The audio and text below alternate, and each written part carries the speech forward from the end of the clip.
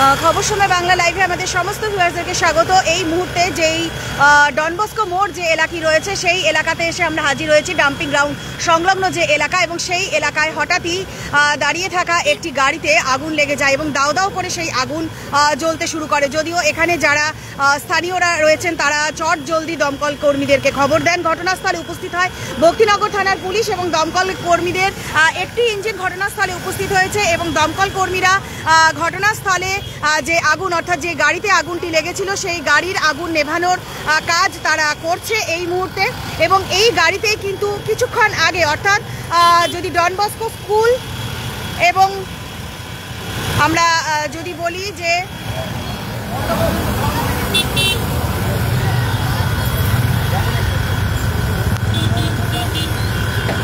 Don Bosco school এবং dumping গ্রাউন্ডের একেবারে মধ্যবর্তী যে জায়গাটি রয়েছে সেখানে একটি গাড়ি এবং সেই গাড়িতে হঠাৎই আগুন লেগে যায়। ভক্তিনগর থানার পুলিশ ঘটনাস্থলে উপস্থিত হয়েছে এবং এখানে উপস্থিত হয়েছে দমকলের একটি ইঞ্জিনও।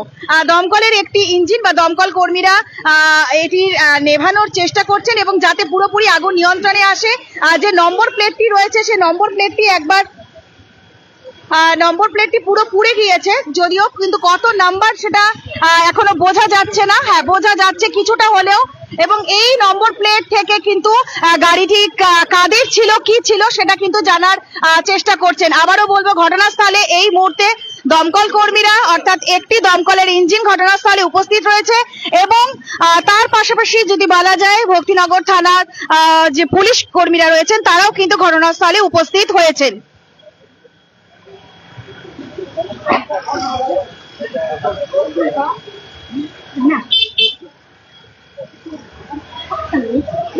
বললাম, আপনি কি গাড়িটা তখন চালাচ্ছিলেন? হ্যাঁ, চালাইছিলাম। আপনি তখন চালাচ্ছিলেন, হঠাৎ কেমন করে বুঝলেন যে আগুন লেগেছে? সাইডে যেটা টুল বক্স আছে না, ওখান থেকে ধোঁয়াটা আসলো, একটু ধোঁয়া আসলো। তারপরে আমি এরকম খুলতেছি, ফট করে আগ লাগলো। আমার কাগজপত্র যখন বার করতেছি তখন আমার এইটা লাগলো, হাতও জ্বললো। না, আমি এখানে আইসে খুলে এইটা বনেটটা খুলে তারপরে ওই ব্যাটারিটা খুলে দিলাম। পাইপ গুলা আসছিল, ব্যাটারি খুলে আমার এখানে আপনার মানে 10 বালতি মতন জল নিয়ে আসে দিয়েছে। জল নিয়ে আসে দেওয়ার পরে আগুন বুতে গেছে। বুতার পরে আমি টোচন নিতে গেছিলাম, তখন টোচন নিতে গেলাম, আসতেছি তখন এসে দেখেন যে আগুনটা পুরোপুরি জ্বলছে, আরো জ্বলতেছে। আর আগে আমরা ভাবছি তো পুরা নিভে গেছে, আগুনটা নিভে গেছে ভাবছি, আইসে দেখতেছি পুরা জ্বলতেছে। তার মানে পুরা আগুন ছিল মনে। আপনার নাম? সুনীল সোনাম। আপনার নিজের গাড়ি এটা? আমি নিজের গাড়ি। আপনি কোথা থেকে কোথায় যাচ্ছিলেন? না, আমি বাড়ি থেকে সালার বাড়িতে গেছিলাম। আচ্ছা, ওখানে আসছিলেন। গাড়িতে কি আর কেউ ছিল না? আপনি একাই ছিলেন? আপনি একাই ছিলেন। এটা তো একটা বড় বাঁচা বাঁচলেন। হ্যাঁ, একাই ছিলাম। হাতটা জ্বলছে আর চুল জ্বলে গেছে। তো আপনার কি মনে হচ্ছে কেন হঠাৎ করে এটা ঘটলো? কোনো টেকনিক্যাল কিছু সমস্যা ছিল? টেকনিক্যাল কোনো শর্ট সার্কিট হয়েছিল মনে হয়। বলে আপনার মনে হচ্ছে। আপনি কোন এলাকার বাসিন্দা বলেন? এখানে আমি শাস্ত্রীনগরের বাসিন্দা। আপনার নামটা আরেকবার? সুনীল সুনাম। তো আমরা সুনীল বাবুর সঙ্গে কথা বলে নিলাম এবং তিনি আমাদেরকে যেটা জানালেন, অর্থাৎ যার গাড়ি এটা সেই গাড়িতে তিনি বসা ছিলেন, একাই বসেছিলেন। কিছু বলবেন? না, भक्तिनगर थाने থেকে আসছেন उन्होंने ट्रैफिक आप लोग आया, लेकिन मैं तो गया था उधर, वो टोचन टानने के लिए गया था। गाड़ी का आग जब निभाया ना, आग निभाने के बाद में मैं तो अब तो टोचन करके गाड़ी ले जाऊंगा बोल के गया था। उस समय कोई ट्रैफिक भी नहीं आया था, कोई थाना भक्तिनगर थाना भी नहीं आया था। अभी मैं वहाँ से जब आया, आके देखता हूँ तो आग लग रहा है, थाना का आदमी भी आ रहा है, ট্রাফিক লোক भी आ रहा है, सब देख रहा है।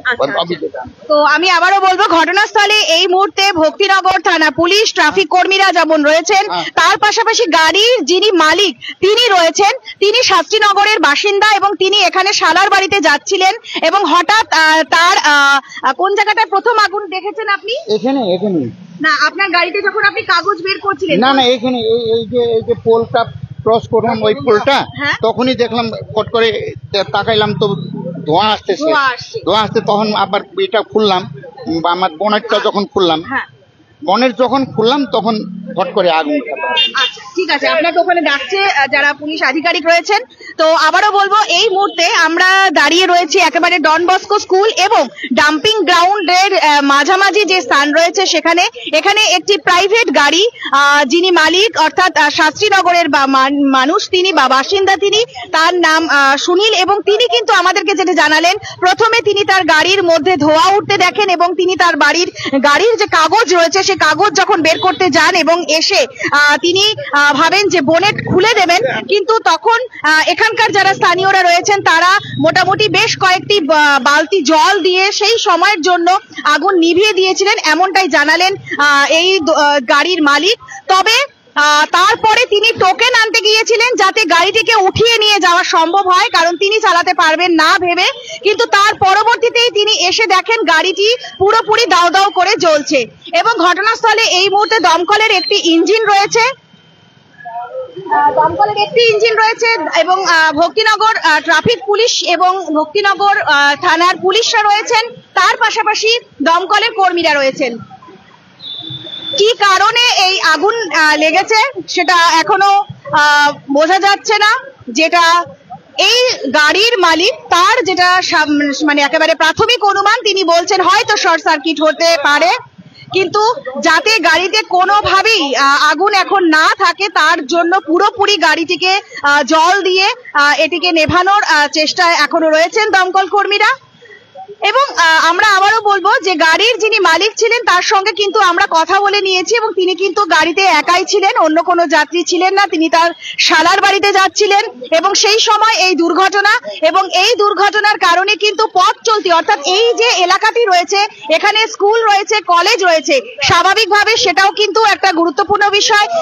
একটু হলেও কিন্তু সাময়িক আতঙ্ক ছড়িয়েছিল এই এলাকায়, তবে এখন পরিস্থিতি নিয়ন্ত্রণে রয়েছে, কারণ Bhaktinagar police, Bhaktinagar traffic police এবং দমকল কর্মীরা ঘটনাস্থলে উপস্থিত রয়েছেন এবং গাড়িটির আগুন পুরোপুরি নিয়ন্ত্রণে আনতে পেরেছেন দমকল কর্মীরা এবং দমকলের একটি ইঞ্জিন কিন্তু এই আগুন নিয়ন্ত্রণে এনেছে।